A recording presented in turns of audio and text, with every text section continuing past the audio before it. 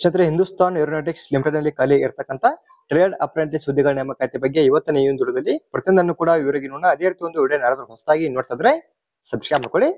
ಈ ಒಂದು HAL ನಲ್ಲಿ ಖಾಲಿ ಇರತಕ್ಕಂತ ಒಂದು ಅಪ್ರೆಂಟಿಸ್ ಹುದ್ದೆಗೆ ಸಂಬಂಧಪಟ್ಟಂತೆ ಯಾರೆಲ್ಲ ಅರ್ಜಿನ ಸಲ್ಲಿಸಬಹುದು, ವಯೋಮಿತಿ ಆಗಿರ್ಬೋದು, ಆಯ್ಕೆ ವಿಧಾನ, ಜಾಬ್ ಲೊಕೇಶನ್, ಈ ರೀತಿಯಾಗಿ ಇಲ್ಲಿ ಖಾಲಿ ಇರತಕ್ಕಂತ ಹುದ್ದೆಗೆ ಸಂಬಂಧಪಟ್ಟಂತೆ ಪ್ರತಿಯೊಂದು ಮಾಹಿತಿ ಬಗ್ಗೆ ಕೂಡ ಈಗ ಇವರಿಗೆ ನೋಡ್ ತಗೊಂಡು ಇದನ್ನು ಸ್ಕಿಪ್ ಮಾಡದೆ ಕೊನೆ ತನಕ ನೋಡಿ.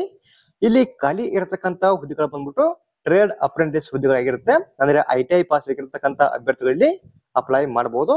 ಇನ್ನು ಇಲ್ಲಿ ಖಾಲಿ ಇರತಕ್ಕಂತ ಹುದ್ದೆಗಳು ಬಂದ್ಬಿಟ್ಟು ಅಪ್ರೆಂಟಿಸ್ ಹುದ್ದೆಗಳ ಆಗಿರೋದ್ರಿಂದ ಇಲ್ಲಿ ಒಂದು ಕೆಲಸದ ಅವಧಿ ಇರುತ್ತಾ, ಅಂದ್ರೆ ಎಷ್ಟೋ ವರ್ಷ ನೀವು ಕೆಲಸವನ್ನ ಮಾಡ್ಬೇಕಂತ ಅವಧಿ ಇರುತ್ತಾ. ಅಂದ್ರೆ ಇಲ್ಲಿ ಖಾಲಿ ಇರತಕ್ಕಂತ ಹುದ್ದೆಗಳು ಬಂದ್ಬಿಟ್ಟು ಪರ್ಮನೆಂಟ್ ಹುದ್ದೆಗಳಾಗಿರೋದಿಲ್ಲ, ಟೆಂಪರರಿ ಆಗಿ ನೀವು ಇಲ್ಲಿ ಕೆಲಸವನ್ನ ಮಾಡಬೇಕು. ಎಷ್ಟು ವರ್ಷ ನೀವು ಇಲ್ಲಿ ಕೆಲಸವನ್ನ ಮಾಡ್ಬೇಕಂದ್ರೆ 1 ವರ್ಷ ಮಾತ್ರ ಒಂದು ಟ್ರೈನಿಂಗ್ ಪೀರಿಯಡ್ ಇರುತ್ತಾ. 1 ವರ್ಷದಲ್ಲಿ ನಿಮ್ಗೆ ಅವರು ಒಂದು ಟ್ರೈನಿಂಗ್ ನಲ್ಲಿ ಕೊಡ್ತಕ್ಕಂಥದ್ದು. ಇನ್ನ ಜಾಬ್ ಲೊಕೇಶನ್ ಬಂದ್ಬಿಟ್ಟು ಇಲ್ಲಿ ಹೈದರಾಬಾದ್ ಡಿವಿಷನ್ ಅಲ್ಲಿ ಒಂದು ಹುದ್ದೆಗಳು ಖಾಲಿವೆ. ಇನ್ನ ಇಲ್ಲಿ ಖಾಲಿರ್ತಕ್ಕಂಥ ಸಂಬಂಧಪಟ್ಟಂತೆ ಅರ್ಜಿನ ಸಲ್ಲಿಸೋದಕ್ಕೆ ಯಾವ ರೀತಿ ಕ್ವಾಲಿಫಿಕೇಶನ್ಸ್ ಆಗಿರ್ಬೇಕಂತ ನೋಡ್ತಗೋಣ. ಇಲ್ಲಿ ಕೆಳಗಡೆ ಅವರು ಐಟಾದಲ್ಲಿ ಇಲ್ಲಿ ಕೊಟ್ಟಿರ್ತಕ್ಕಂಥ ಒಂದು ಟ್ರೇಡ್ gali ನಿಮ್ದು ಯಾವ್ದಾದ್ರು ಒಂದು ಟ್ರೇಡ್ ಆಗಿದ್ರೆ ಸಾಕು, ಈಸಿಯಾಗಿ ನೀವು ಇಲ್ಲಿ ಅಪ್ಲೈ ಮಾಡಬಹುದು. ಅದು ಕೂಡ NCVT ಥ್ರೂ ಯಾರ್ದೆಲ್ಲ ಕಂಪ್ಲೀಟ್ ಆಗಿರುತ್ತಾ ಅವ್ರು ಮಾತ್ರ ಇಲ್ಲಿ ಅರ್ಜಿನ ಸಲ್ಲಿಸಬಹುದಾಗಿರುತ್ತೆ. ಇಲ್ಲಿ ಖಾಲಿರ್ತಕ್ಕಂಥ ಒಟ್ಟು ಹುದ್ದೆಗಳ ಸಂಖ್ಯೆ ಬಂದ್ಬಿಟ್ಟು 200 ಹುದ್ದೆಗಳಲ್ಲಿ ಟೋಟಲ್ ಆಗಿ ಖಾಲಿ ಇರತಕ್ಕಂಥದ್ದು. ಇಲ್ಲಿ ಕೆಳಗಡೆ ಕೂಡ ಕೊಡಿದ್ರೆ NCVT ಅಪ್ರೂವ್ಡ್ ಒನ್ಲಿ ಅಂತ ಕೊಡಿದ್ರೆ, ಅಂದ್ರೆ ಯಾರ್ದೆಲ್ಲ ಇಲ್ಲಿ ಐಟಾದಲ್ಲಿ ಇಲ್ಲಿ ಕೊಟ್ಟಿರ್ತಕ್ಕಂಥ ಒಂದು ಟ್ರೇಡ್ ಗಳನ್ನ NCVT ಥ್ರೂ ಯಾರೆಲ್ಲ ಕಂಪ್ಲೀಟ್ ಮಾಡಿರ್ತೀರಿ ನೀವು ಮಾತ್ರ ಇಲ್ಲಿ ಒಂದು ಆಯ್ಕೆ ವಿಧಾನಕ್ಕೆ ಹಾಜರಾಗಬಹುದು. ಅಂದ್ರೆ ಆಯ್ಕೆ ವಿಧಾನದ ಬಗ್ಗೆ ಕೂಡ ಮುಂದೆ ನಿಮ್ಗೆ ಇವರಿಗೆ ತಿಳಿಸಿಕೊಡ್ತೀನಿ. ಸದ್ಯಕ್ಕೆ ಇಲ್ಲಿ ಐಟಾದಲ್ಲಿ ಯಾವ ಒಂದು ಟ್ರೇಡ್ ಗಳನ್ನ ಕಂಪ್ಲೀಟ್ ಮಾಡಿದ್ರೆ ಇಲ್ಲಿ ಕಲಿರ್ತಕ್ಕಂಥ ಸಂಬಂಧಪಟ್ಟಂತೆ ಮೊದಲಾಗಿ ಇಂಟರ್ವ್ಯೂ ಇರುತ್ತಾ.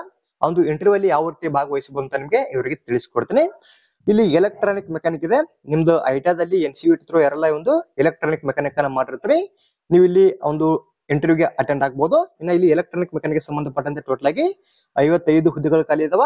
ಇನ್ನ ಪೆಟ್ರೋಲ್ಗೆ ಸಂಬಂಧಪಟ್ಟಂತೆ 35, ಇನ್ನು ಎಲೆಕ್ಟ್ರಿಷಿಯನ್ ಗೆ ಸಂಬಂಧಪಟ್ಟಂತೆ 25, ಮೆಕ್ಯಾನಿಕ್ಸ್ ಗೆ ಸಂಬಂಧಪಟ್ಟಂತೆ 8, ಟರ್ನರ್ ಗೆ ಸಂಬಂಧಪಟ್ಟಂತೆ 6, ವೆಲ್ಡರ್ ಗೆ ಸಂಬಂಧಪಟ್ಟಂತೆ 3, ರೆಫ್ರಿಜರೇಷನ್ ಅಂಡ್ ಏರ್ ಕಂಡೀಷನ್ ಗೆ ಸಂಬಂಧಪಟ್ಟಂತೆ 2, ಇನ್ನು ಕೋಪಾಗೆ ಸಂಬಂಧಪಟ್ಟಂತೆ 55, ಇನ್ನ ಪ್ಲಂಬರ್ ಗೆ ಸಂಬಂಧಪಟ್ಟಂತೆ 2, ಪೇಂಟರ್ ಗೆ ಸಂಬಂಧಪಟ್ಟಂತೆ 5, ಡೀಸೆಲ್ ಮೆಕ್ಯಾನಿಕ್ ಗೆ ಸಂಬಂಧಪಟ್ಟಂತೆ 1, ಇನ್ನ ಮೋಟರ್ ವೆಹಿಕಲ್ ಮೆಕ್ಯಾನಿಕ್ ಗೆ ಸಂಬಂಧಪಟ್ಟಂತೆ 1, ಇನ್ನ ಡ್ರಾಫ್ಟ್ಮನ್ ಸಿವಿಲ್ ಗೆ ಸಂಬಂಧಪಟ್ಟಂತೆ 1, ಇನ್ನ ಕೊನೆಯದಾಗಿ ಇದು ಕೂಡ ಡ್ರಾಫ್ಟ್ಮನ್ ಮೆಕ್ಯಾನಿಕ್ ಗೆ ಸಂಬಂಧಪಟ್ಟಂತೆ ಇಲ್ಲಿ ಟೋಟಲ್ ಆಗಿ ಒಂದು ಹುದ್ದೆಯಲ್ಲಿ ಖಾಲಿ ಇರ್ತಕ್ಕಂಥದ್ದು.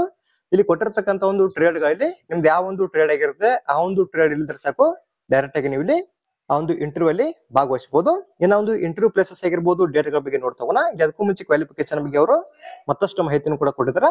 ಇದಕ್ಕೂ ಮುಂಚೆ ಕೂಡ ನಮಗೆ ಇವರಿಗೆ ತಿಳಿಸಿಕೊಡ್ತೀನಿ. ಯಾರದೆಲ್ಲ ಅಲ್ಲಿ ಮೇಲ್ಗಡೆ ಕೊಟ್ಟಿರ್ತಕ್ಕಂಥ ಟ್ರೇಡ್ ಗಳಲ್ಲಿ ನಿಮ್ದು ಯಾವ್ದಾದ್ರು ಒಂದು ಟ್ರೇಡ್ ಬಂದ್ಬಿಟ್ಟು NCVT ಥ್ರೂ ಕಂಪ್ಲೀಟ್ ಆಗಿರ್ಬೇಕು. NCVT ಥ್ರೂ ಕಂಪ್ಲೀಟ್ ಆಗಿರ್ತಕ್ಕಂಥ ಅಭ್ಯರ್ಥಿಗಳು ಮಾತ್ರ ಇಲ್ಲಿ ಅಪ್ಲೈ ಮಾಡಬಹುದು.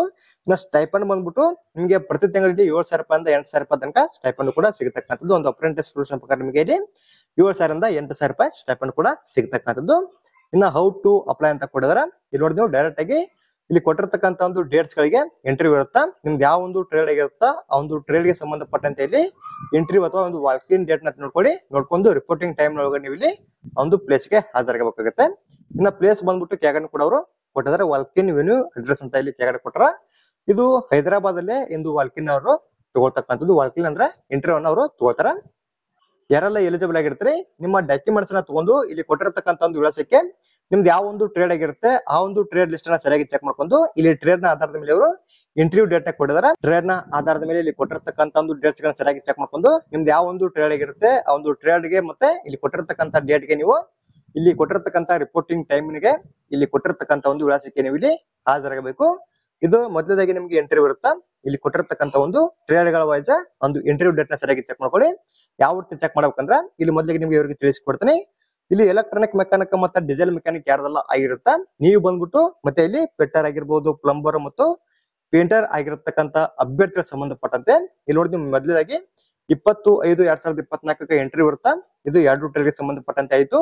ಇನ್ನ ಕೆಳಗಡೆ ಇಲ್ಲಿ ಅವರು ಮುಂದ್ಗಡೆ ನೋಡ್ಕೊಂಡು ಇಲ್ಲಿ ರಿಪೋರ್ಟಿಂಗ್ ಟೈಮ್ ಕೂಡ ಕೊಟ್ಟಿದ್ದಾರೆ. ಇಲ್ಲಿ ಮೇಲ್ಗಡೆ ನೋಡಿದ್ವಿ ಎಲೆಕ್ಟ್ರಾನಿಕ್ ಮೆಕ್ಯಾನಿಕ್ ಮತ್ತೆ ಡೀಸೆಲ್ ಮೆಕ್ಯಾನಿಕ್ ಗೆ ಸಂಬಂಧಪಟ್ಟಂತೆ ಒಂದು ಇಂಟರ್ವ್ಯೂ ಬಂದ್ಬಿಟ್ಟು 20/5/2024 ಮುಂಜಾನೆ ಇರುತ್ತಾ.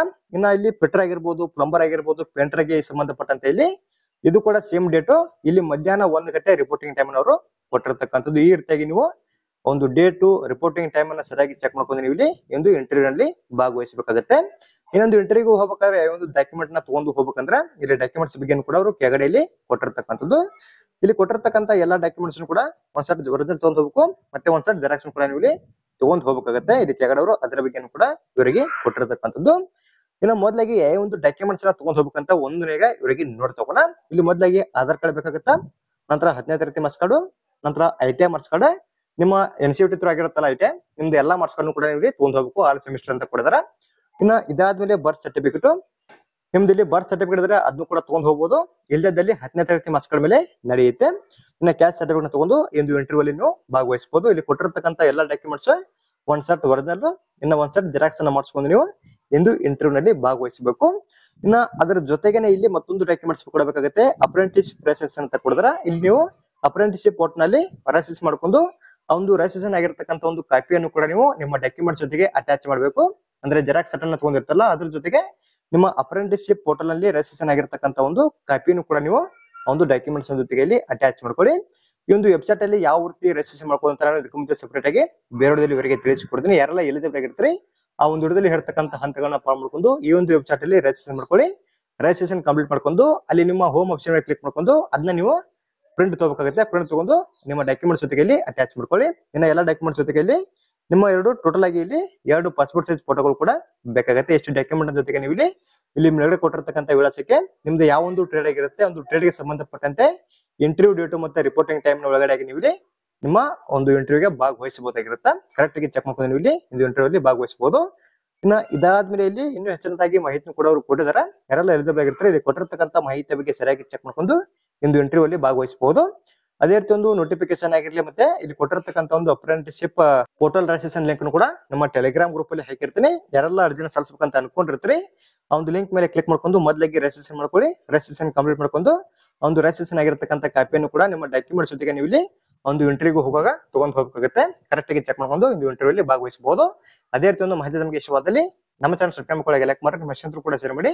ಅವರು ಕೂಡ ಏನಾದರೂ ಕ್ವಾಲಿಫಿಕೇಶನ್ ಆಗಿದ್ರೆ ಈ ಒಂದು ಇಂಟರ್ವ್ಯೂ ಅಲ್ಲಿ ಭಾಗವಹಿಸಿ. ಅದೇ ರೀತಿ ಮತ್ತೆ ಮುಂದಿನ ವಿಡಿಯೋದಲ್ಲಿ ಭೇಟಿ ಆಗೋಣ. Thanks for watching.